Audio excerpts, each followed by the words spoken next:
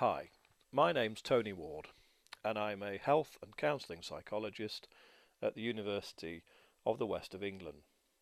In this short set of presentations I'm going to discuss the issue of integration in counselling psychology.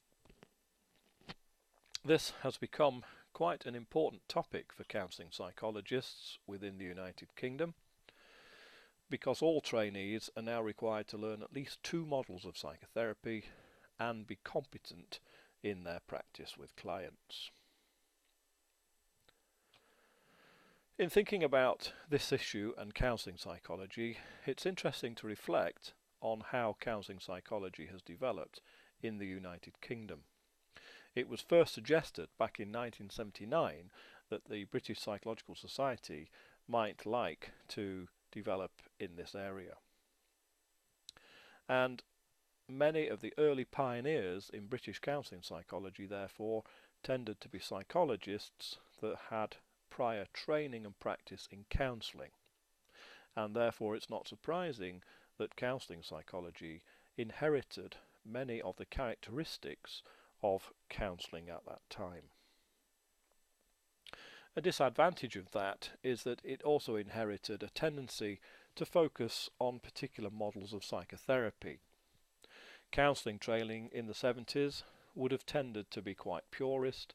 Counsellors trained would tend to be taught one particular model, such as psychodynamic, client-centred, or cognitive behaviour therapy. Counselling, of course, has moved on greatly since the 1970s, and integration is now a major force. Many of the counselling courses in the UK today describe themselves as integrative, as you will see if you look at those courses currently accredited by the British Association for Counselling and Psychotherapy. An example of how counselling psychology has inherited its culture from counselling can be seen in the fact that many courses today still incorporate personal development groups, for example, even though many students and indeed trainers aren't really sure what they are for. So, to illustrate how I think we can think about integration in counselling psychology, and my particular argument is that as counselling psychologists we should be doing this from a psychology framework, I'm going to take some key issues, like for example the notion of relationship and transference, which are quite commonly used, and try to illustrate how we can look at these and try to reconcile differences of opinion between different therapy models using the language of psychology. So, just to remind ourselves why we are so keen on different models, if we look at the Health Care Professions Council competency statements, it says that a counselling psychologist should be able to formulate clients' concerns within the specifically chosen therapeutic model. So this conveys a sense that counselling psychologists should have one main model of therapy. And if you look at courses, you can see that they tend to focus on particular models. So the Surrey course described itself recently on its website as working with the main theoretical models, i.e. psychodynamic and cognitive behavioural. Another example here, New School of Psychotherapy puts the emphasis on existential theory and practice, and you can see that that existential focus runs right through the programme. So we can see in British counselling psychology various patterns of training, often some sort of initial therapy orientation, which can be around person-centred therapy quite often, which can then lead into psychodynamic and CBT. These models are often taught separately. Students are often required to practice them separately in a purist fashion, and if in some cases there is an eventual overview and synthesis towards the end. But the models are typically taught separately, giving us this emphasis on different therapeutic models, which are practiced separately to each other. Some courses have a core model through which others are processed. So, looking at that typical pattern of training within the UK, one might ask the question, how will students eventually end up practicing? And my suggestion would be that given this focus on particular models and the fact they're taught separately, it wouldn't be surprising if students end up practicing in quite an eclectic fashion, where they see themselves as either doing one thing or another, but not necessarily drawing on the different features of each at the same time in a more integrated fashion. Again, we can see this tradition within British counselling psychology, looking at leading texts within the field. The Handbook of Counselling Psychology, for example, presents various models in completely separate chapters.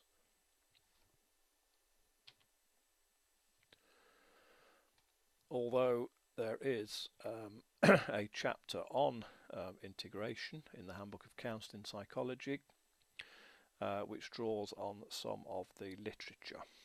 And we can see there is a literature on eclecticism and integration out there, particularly in counselling. Gio Verzolius talks about his personal journey training in an integrative way. Gold talks about the difficulties of training in an integrative fashion. And it's interesting to look at this quote by Stryker and Gold, talking about the most critical strategic and technical questions in any integrative psychotherapy are when to move from one technique to the next, and correspondingly to shift orientations and strategies from the behavioural to the experiential to the psychodynamic and so on, which sounds like a very eclectic way of working. In the Handbook of Counselling Psychology by John MacLeod, in an older edition, MacLeod puts forward various ways in which one can think about integration. He suggests that one might come up with a new theory, develop one current theory so that it takes over and engulfs the others, develop a new common language, which is a bit like the idea of developing a new theory, coming up with new trans-theoretical concepts, a sort of a meta-theoretical language, developing the notion of common techniques, for example the idea that relationship ties lots of different approaches together, or simply using what works, a kind of technical eclecticism. So, if we wish to develop an integrative stance as a counselling psychologist, what would be the best way to choose out of these various options? And my suggestion is that as counselling psychologists we already have a common language, which is the language of psychology, and that in trying to think how our psychology can unite different theoretical methods together, we might see that almost as a new theory, but actually all I'm suggesting is that we use the common language of psychology to integrate different theoretical models together. So I want to go on and illustrate what I mean by this and how it can be done.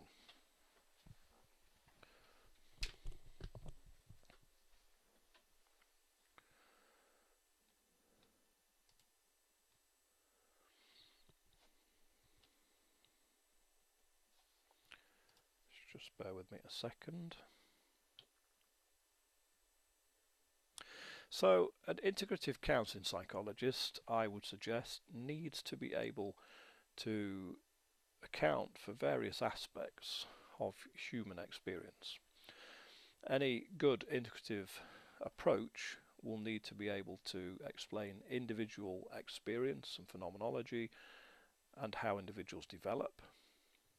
It will need to have some account for how therapy works, the relationship that takes place within the therapy room, and it will need to be able to give some account of how clients actually change, what are the mechanisms and processes of change. And my suggestion is the best way of coming up with those explanations is through the medium of psychology. So I'm going to start off thinking about client-centered therapy to begin with, which is a common model which is widely taught.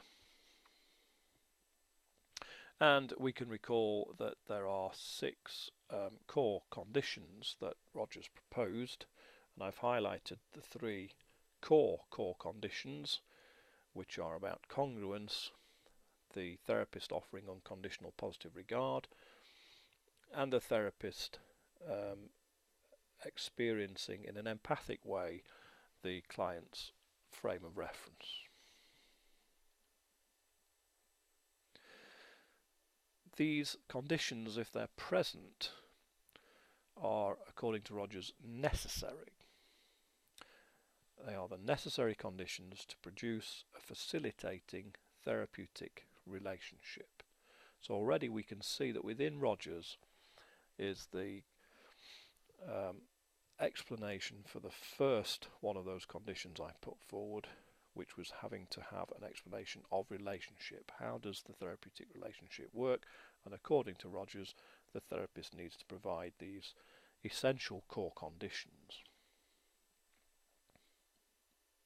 Why do these core conditions work? What is it about them that facilitates the client and enables the client to change? According to Rogers, there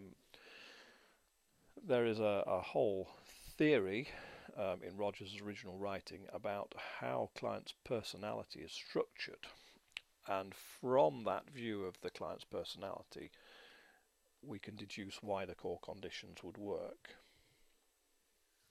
They were in fact stated as the 19 propositions in Carl Rogers' 1951 book on client-centered therapy.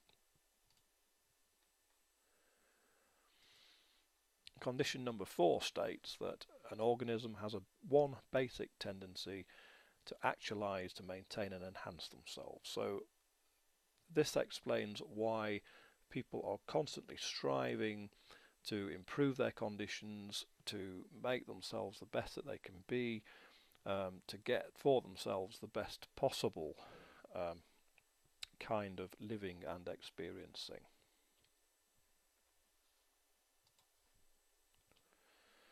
So this is giving us one explanation for change. People have a fundamental biological tendency to want to change, to need to change. And if we want to understand another person, the best place to do that from is from their own internal frame of reference. So we need to try to get inside the client's world to really understand them. And what Rogers is saying here is that people are very, very different. They're very idiographic. They have their own unique experience which we need to try and understand. As people develop, part of what they perceive around themselves becomes differentiated and perceived as themselves. So if I am somebody who tends to be very friendly and easygoing and put other people at ease and make other people therefore want to get to know me and see me as a likable person, in time I will come to see myself as someone who is agreeable, who makes friends and who other people want to know.